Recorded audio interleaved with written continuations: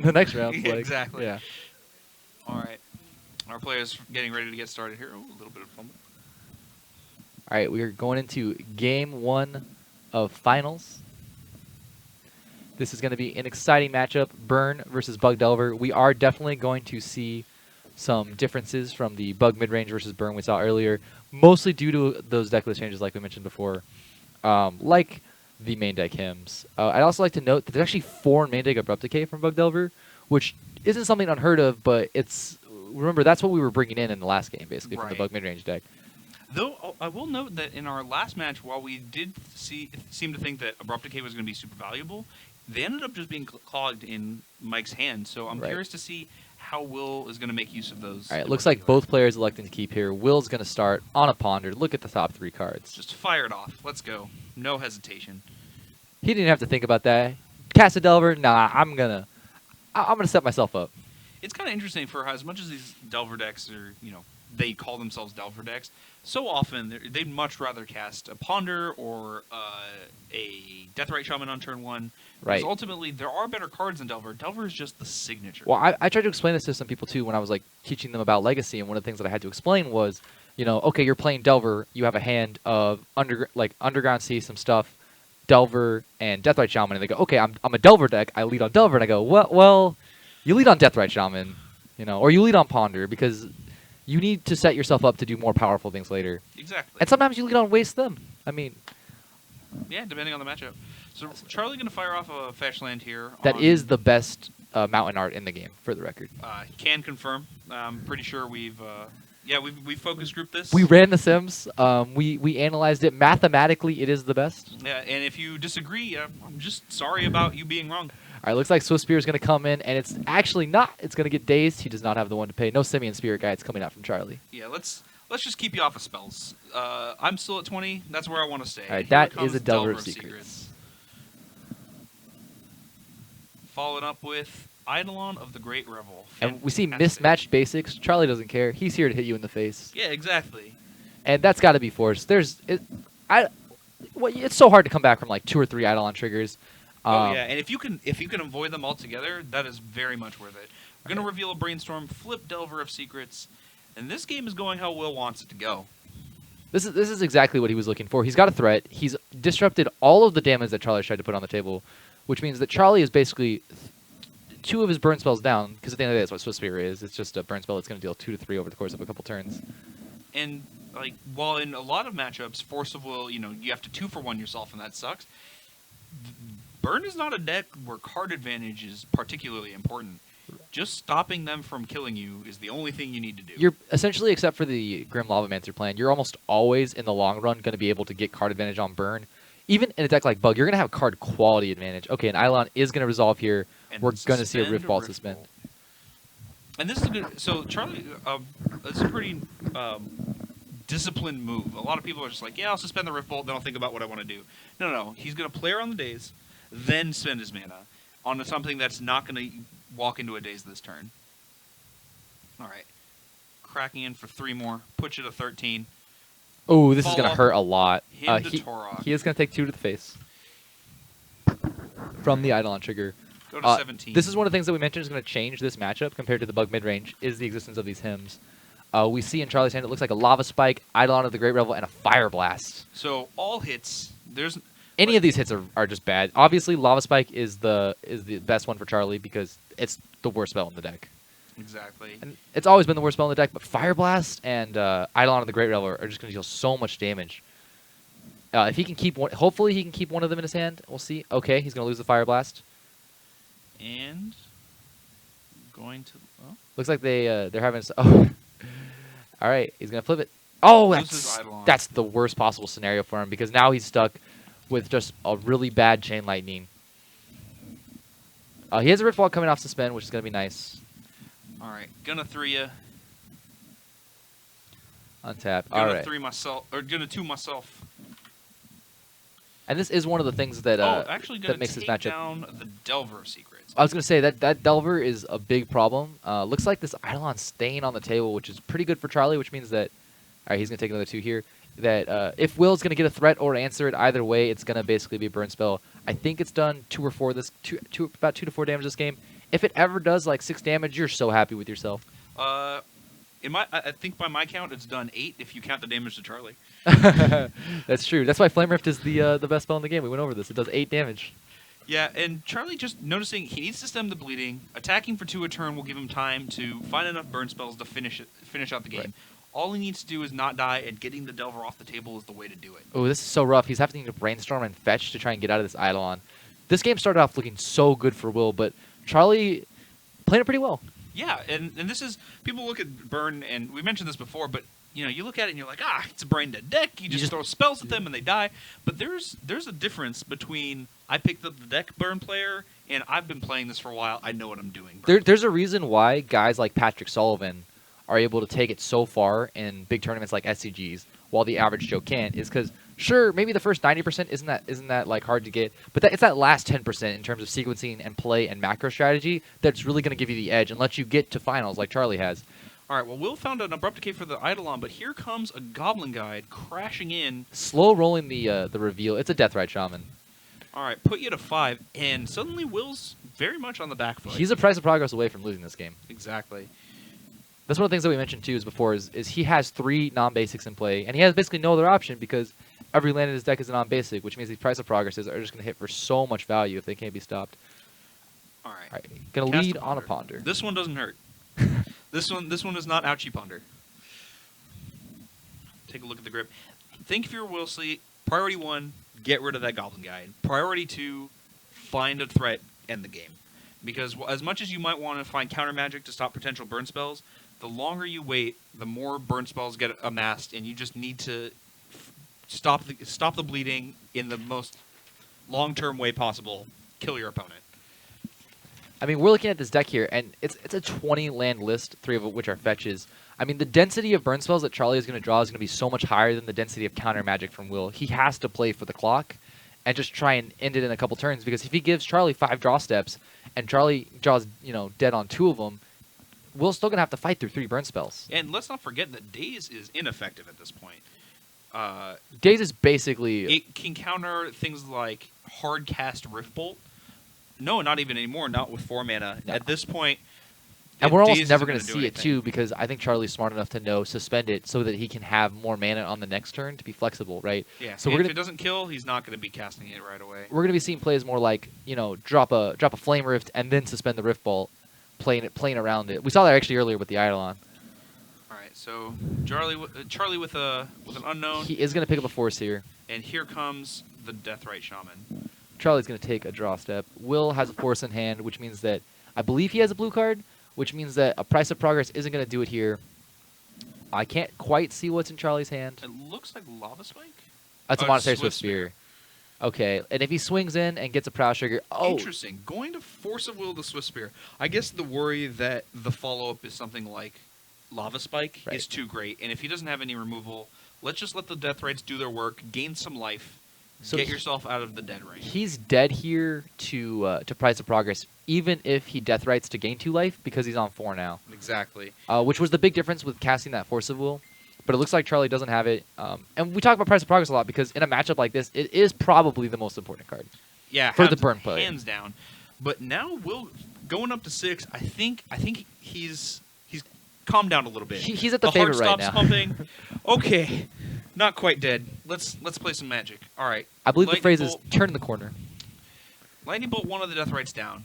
And this is one of the things that I like that Charlie's doing, is he's making sure that he's not just going, mindlessly to face. He's strategically taking down those creatures. We saw him shoot down the Delver, which is essentially the reason why he's still in this game. That's one of the more difficult things I've noticed for burn players to realize is sometimes you have to take out the creature. A Deathrite Shaman is going to be much more important than that 3 life in the course of the game. All right, so we're going to... Right. Well, the 3 life that you're going to do, if that Deathrite Shaman activates twice, it effectively nulled it anyways, so you might as well do it now and save the life difference.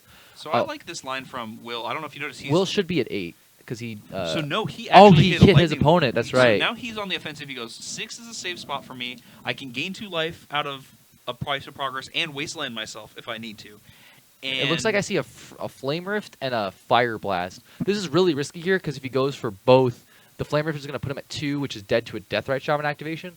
And Flame Rift is a sorcery, so we're going to see how he's going to have to sequence here. Will has 1 card in hand, which means he's safe from force. He's going to start with the Rift Bolt. We're going to see an activation of the Deathrite Shaman in response. That's And I think this is a Fire Blast here. all right. So it's going to happen. Will's going to climb on up to 8 and then Flame Rift. I'll go to 2 myself. Put you to 4. And that's interesting. I'm a little surprised that Will wasn't interested in... Maybe I have the life totals wrong. All right, so Fire Blast is going to seal it out. Charlie going to pick up game 1 and well on his way to winning this event. Yeah, so what were you saying there? You're surprised that Will wasn't interested in... Using the Deathrite Shaman to deal 2 damage. Yeah, no, that's the line that I was expecting too. He was going to deal 2 damage and then basically say, And then the do you Flame have it or Rift do you result. not? I think we might have had the life total slightly wrong, and we might have missed a fetch. Or something like that would make sense. So we're going to move to the sideboards here. We're going to start with Charlie's sideboard. We have 3 Smash to Smithereens, 3 Searing Blood, 2 Sulfuric Vortex, 4 Exquisite Firecraft, 2 Sulfur Elemental, 1 Volcanic Fallout. So Searing Blood come in. That's the easiest of the Yeah, the we saw choices. that in the previous Sultai matchup, and that was a phenomenal card. I think creatures come out. I mean, not all of them, of course, but I think he's going to sideboard out some number of them because Bug as a color and these specific kind of decks have a lot of spot removal. In the case of Plander here, though, it looks like he's actually not running any copies of. He's running 1 copy of Fatal Push in the side, which means that most of his spot removal is going to come in the form of Abrupt Decays or Sack Effects from Lily. So I'm curious, then if Charlie's going to notice the differences in how this matchup is different than this previous one, in that the removal's not as flush, like you say. Like there are things like Dismember, but if you want to take 4 to kill my, if you want to take 6 to kill my Eidolon, you are more than welcome. Right, and sometimes Will's going to have to actually take that trade because it's going to be better than taking 8 from the Eidolon over the next few turns. But at the end of the day, that's a losing trade. Exactly. So we're going to see those come in. I'm curious if he's going to bring in something like Sulfuric Vortex or Exquisite Firecraft. That remains to be seen. We didn't see either of those in the previous Sultai matchup. And now, to clarify, that mid-range matchup was a matchup where his opponent was running counter magic other than Forces and Days, and here it's not, which means that the Exquisite Firecraft Spell Mastery Rider text isn't going to be as relevant. So he might not bring that in. Maybe the Sulfuric Vortex. Hard to say. We will see going The forward. Vortex is another iffy one, too. Because Delver is trying to clock you, I think that a big part of what Burn has to do in this matchup is try and maintain their own life total. Right. Because they're almost as much of a threat at any given time as the Delver is to just, 3-4 turns of swings and Deathrite Shaman activations, and then you're going to game 3. I think given the presence of Hymn to Torok, if I'm in Charlie's seat, I like cutting down on Swift Spears because they get a lot worse after your hand gets ripped apart, and bringing in the Searing Bloods and 1 Sulfuric Vortex. Right. And looking at the deck list here, we got Leovold and Goy, so that's 5 creatures in the deck that just blank a Swift Spear. Exactly. So we're going to move on over. Let's take a look at what Will has on his sideboard. What does he have there? All right, so we're going to look at Will. He's got 2 Jace the Mind Sculptor, 2 Surgical Extraction, 2 Leyline of the Void, 2 Golgari Charm, 1 Jit, a Python Needle, a Sylvan Library, a Fatal Push, a Dismember, and a Dread of Night. And I hate to say this, but it doesn't look like he's that well set up against Burn from this sideboard. Yeah, not from what it looks like. I mean, I do like the GTA. Right, the GTA comes in because if that GTA ever starts hitting, it's just going to be too much because he can kill creatures. He's going to gain up to 4 life minimum sometimes. It's going to be basically Deathrite Shaman's 6 through 8 in terms of its ability to take over the game. And then, like you said, this Fatal Push seems good, but other than that, there's not a ton to bring in here. So, yeah, Will a little light for the Burn matchup. It's possibly wasn't expecting it. We actually had a lot of Burn players here today.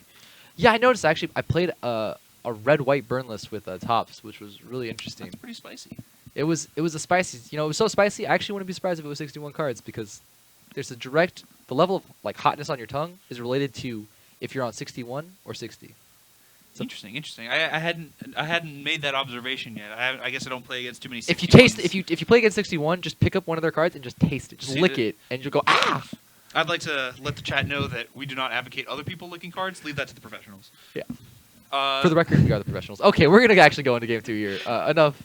Enough being silly. Okay, there's never enough being silly, but we are gonna talk about the match. In terms of sideboard, there's a couple things that are really on the iffy, like the Golgari Charms don't seem that good. Sylvan Library seems terrible. I wonder how well Will knows this matchup, because if he is expecting these Sulfuric Vortex, so in my experience, Burn is usually on 1, maybe 2 Sulfuric Vortex, Right. And Charlie is on the 2, so it's on higher end. And so if he's really worried about Sulfuric Vortex coming in, he might do something like bring in Golgari Charm to answer it. So that's but the thing. I don't think that's a good decision. He's on 4 Abrupt Decays in the main, and I'm assuming those are probably going to stay. The Yeah, Dismember probably. seems to come out for the Fatal Push. That's a pretty easy 1-for-1 trade because they're effectively the same card, but you don't lose 4 life for Fatal Push. Seems pretty nice. And the thing I think here is that, from Will's perspective, I think you have to play with this attitude when it comes to key cards like Sulfuric Vortex, where sometimes they run, sometimes they don't. You have to make your opponent show you it. So Yeah. if he goes, okay, you're going to show me the Sulfuric Vortex, then I can bring in the Abrupt Decay, or the Golgari Charms. But I think that a preemptive Borden for an enchantment that you don't know is there doesn't seem to be correct to me. Oh yeah, I happen to agree with you. Especially when you're already down a game, you didn't beat the cards they have. Let's figure out how to do that. And the cards you're certain they're bringing in. Right, because Burn does change a lot in the sideboard matches, but comparatively, it's still the same deck in terms of I'm going to Vulture Face, and I might hit you with a few creatures along the way. Yeah, the overarching game plan is pretty straightforward. The only differences come in where the damage is coming from. But the majority of the damage is always, at the end of the day, in this matchup, coming from Price of Progresses, Flame Rifts, Fire Blasts. And as we saw in that last game, the creatures did 6 damage, maybe? And the rest of it came from burn spells. There's a reason it's called burn spells and not red deck wins aggro. Alright, so players finding their 7. Take a look here. I see a Wasteland. Will's not going to very be good on in the this play. matchup. Wasteland's basically useless. The only 3 non-basics are fetches, and Burn doesn't care about his life total enough to try and bait out a fetch or something. It seems like Will is okay with his hand. Charlie's going to send us back. Mulligan's hurt his Burn. The Wasteland, interestingly enough, is pretty useful in dodging damage from Price of Progress. Right. So we've seen But that other than before. that- There's that infamous play of Pat Solly, and he had a Sulfuric Vortex, and he had to make his opponent tap a Wasteland to try and Solly Pride Mage it, basically, by pretending that he had lethal on the next turn, where he didn't have lethal. He just had a Price of Progress. So tapping the Wasteland meant that he could Price of Progress for lethal. Yeah, so that's something important to keep in mind. But otherwise, like you said, it doesn't cast a whole lot. It doesn't hit any important lands. And, Yeah, well, and looking at Will's other stuff here, it looks like he's fine on land, so it's not like he's only on a couple colors. It looks like I see a Trop, an Abrupt Decay, a Deathrite Shaman, I believe I a think Ponder. I thought I saw a C also, but I could be wrong. Right, so that do you think he's going to lead on the Ponder here? The only thing that he might play instead is Deathrite Shaman. Right, that's the question, is does he think that he's going to be able to play Deathrite Shaman and then potentially answer a creature and try and gain the life early, or I think it's probably more important to set up here. So we're going to see a Trop, and he is actually going to go for the Deathrite Shaman. I think the thought process here is if you want to spend a burn spell on my Deathrite Shaman on your turn 1, that's better than you doing something like playing Goblin Guide. And then if you play a Goblin Guide, neat, now I get to untap with my Deathrite Shaman. It's not sick anymore. Exactly, and he's going to get a land out of it, which is really good. Is that actually a him in Will's hand? Because if he just throws out a him here, that seems really good. Yeah, he's going to have to fetch for it, but he did find a fetch land. And fetches don't hurt that much because if you have to fetch for non-basics, because you don't have a choice to fetch for a basic, and you're gonna have to do it anyways. It hurts that he's gonna lose some ability to maneuver with his brainstorms, but I think it's worth it if you're taking 2 burn spells out of their hand. right. And Charlie electing to put his lands in front. of spells. A true champion. I played against a lands player who had him in the middle today, and I said, "Okay, I have a quick question for you." And he's like, "What's up?" And I'm like, "I have a question about game state. Are your lands in the front or are they in the back?" And he said, "I'm not sure." All right, gonna exile, and yeah, I think you're right. I think there is a Hymn to Torah coming in here, and let's get some of that damage out of the way before it happens. So interesting here. It's going to be really interesting what he hits, and how Charlie's going to have to maneuver around that, right? So some cards become a lot better or a lot worse based on what the other things in your hand are for the purposes of sequencing. Right. Looks like he's going to flip both of them over at the same time. It was 2 mountains. That's a Hymn to Court classic, especially with Mind Twist too. So often, it's going to hit the lands. And Charlie is out of. And here's the follow up with Delver Seekers. Charlie is out of lands in his hand, but he does. Oh, found another one. But he does have another Goblin Guide, so he is off to the races on the creature beatdown plan. And he's game. totally happy just to come in here for 4. Ponder For ya. on the top for Plander. Hold on, let's look at it again. There are 2 triggers. We're gonna see Lava Spike, yeah. And this the is, worst card in the burn deck. Unlike the last game where Will was off to a great start, Charlie is just plowing through on huge amounts of burn. And this is one of those matchups where we don't think of burn of having a good late game, but against a deck like Sultai Delver, it's actually not that bad as you get to the later turns of the game because Sultai's lack of counter magic means it's going to be harder and harder to answer big threats. You know, they'll force a will the first couple price of progresses. Charlie being a big goof here. Just tap in different directions. You never know what I'm up to. You got to mix up your tapping game. Yeah. Well, I mean, I saw a player play an Eidolon of the Great Revel, cast it, resolve it, and then turn it upside down. And I said, "Why are you doing that?" And they said, "Oh, because it's got summoning sickness." All right, gonna Abrupt Decay Goblin Guide. All right, so he looks like he's gonna gain some life here. No. Oh, he's exile gonna make some lands mana. Yeah. and makes mana. Cast a Ponder. I like the Ponder here. He definitely needs to be setting up his draws. His clock isn't like the worst clock, obviously, because Deathrite or not Deathrite. Yeah, Deathrite plus Insectile Abomination is pretty fast. We didn't see the Goyce in game 1. Do you think they're still in the deck?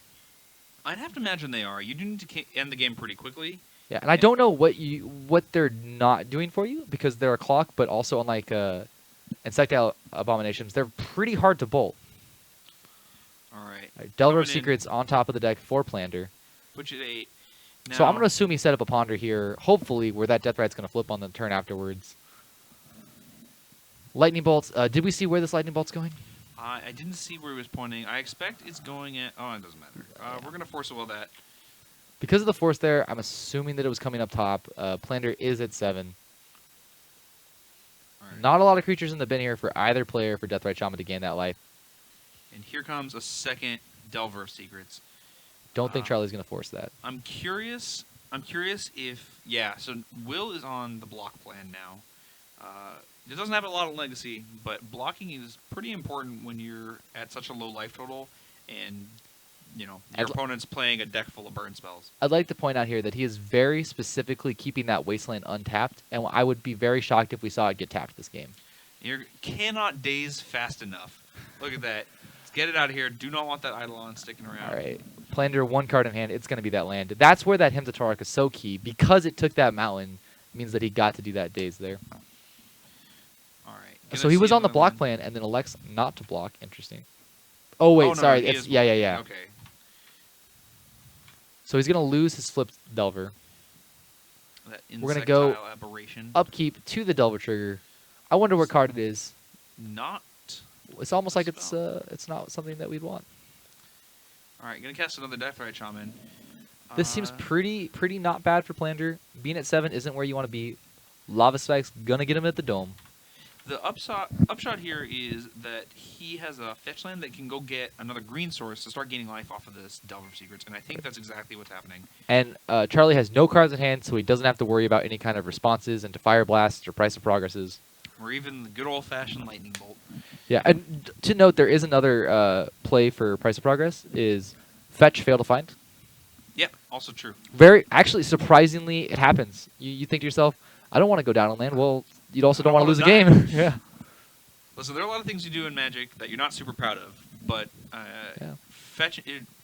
fetching myself down a land to not die, I think I'd be proud of. Or Surgical Extract to get a shuffle.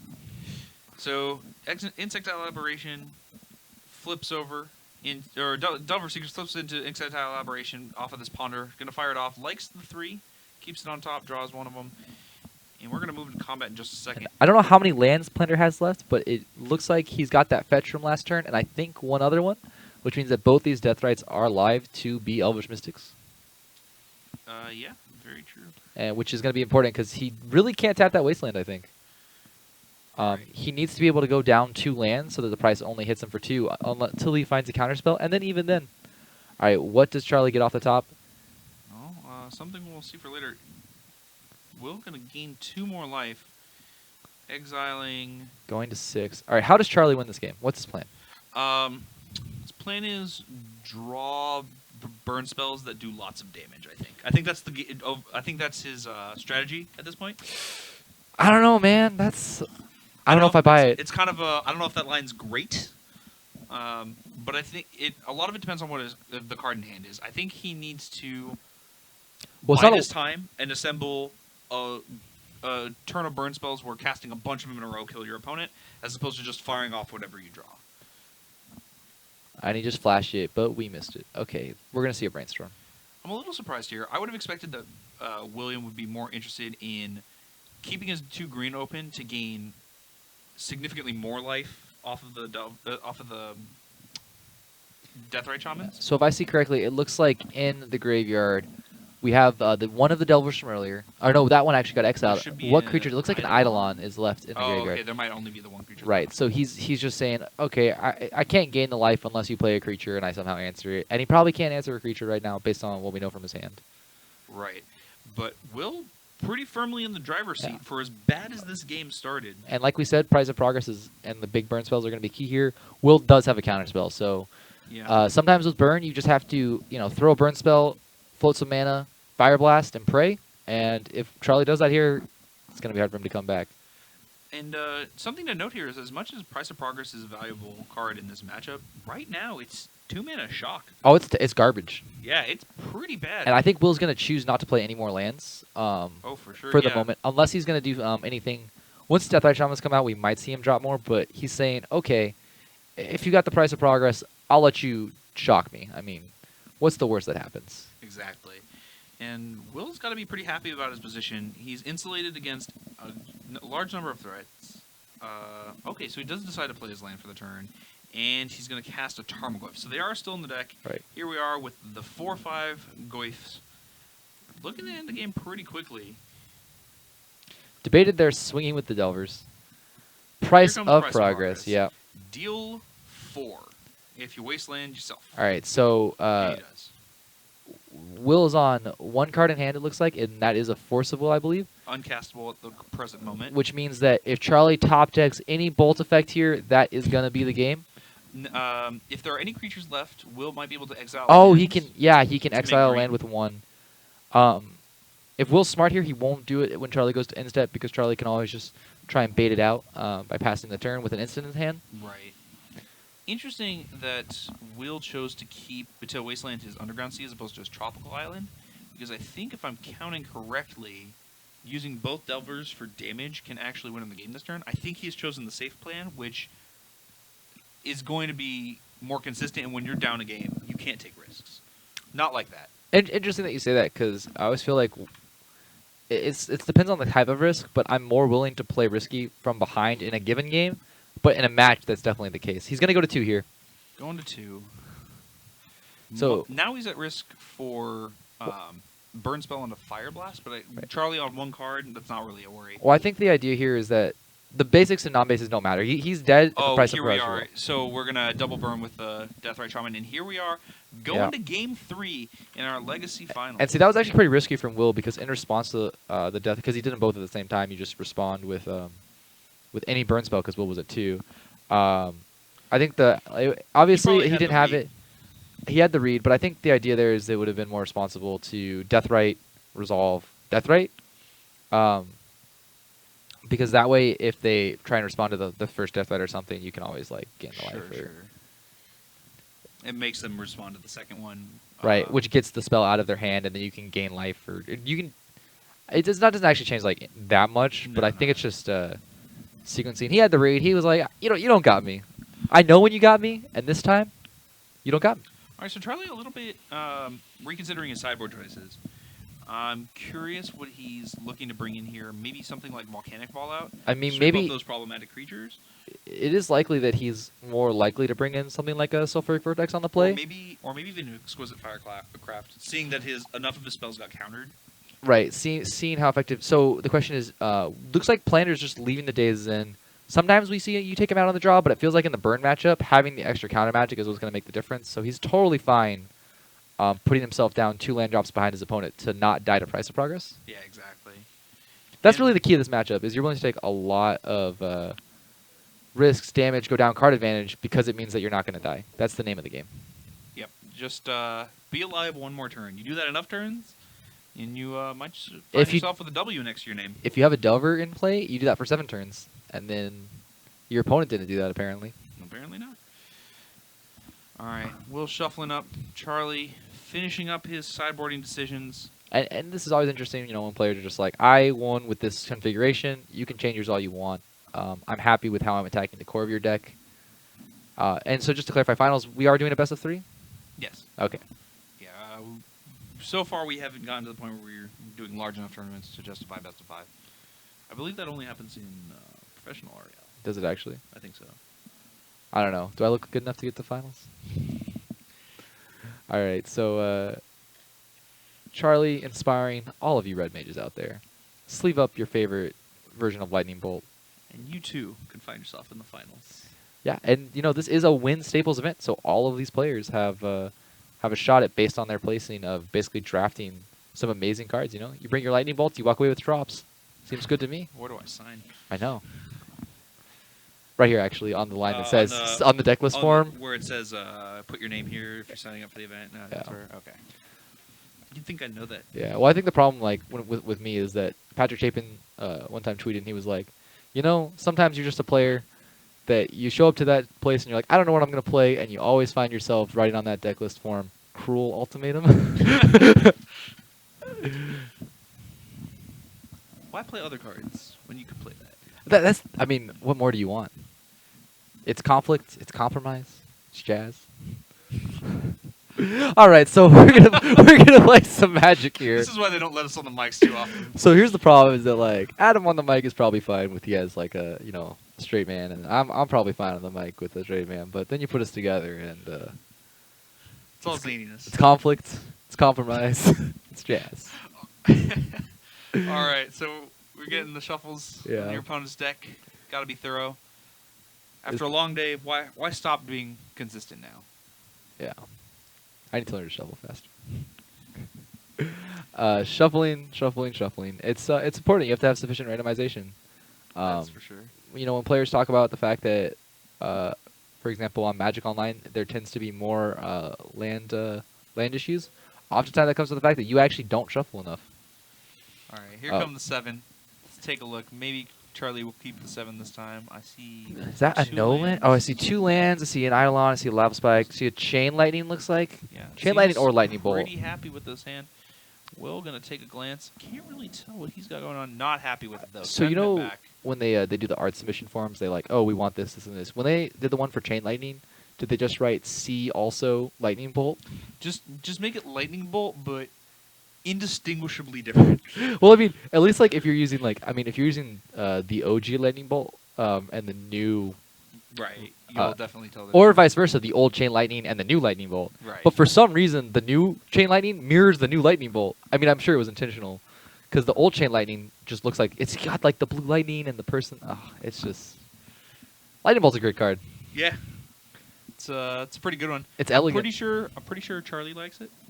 I mean, I think it's one of his favorites. He likes it enough to fill a deck of them. I mean, we joke about that, but Bird these days, it used. How many Lightning Bolts can I put in my deck? That's what Bird used to be, but I feel like with these days, especially with this kind of list, it's a lot more unique than that because you got Eidolons and Flame Rifts.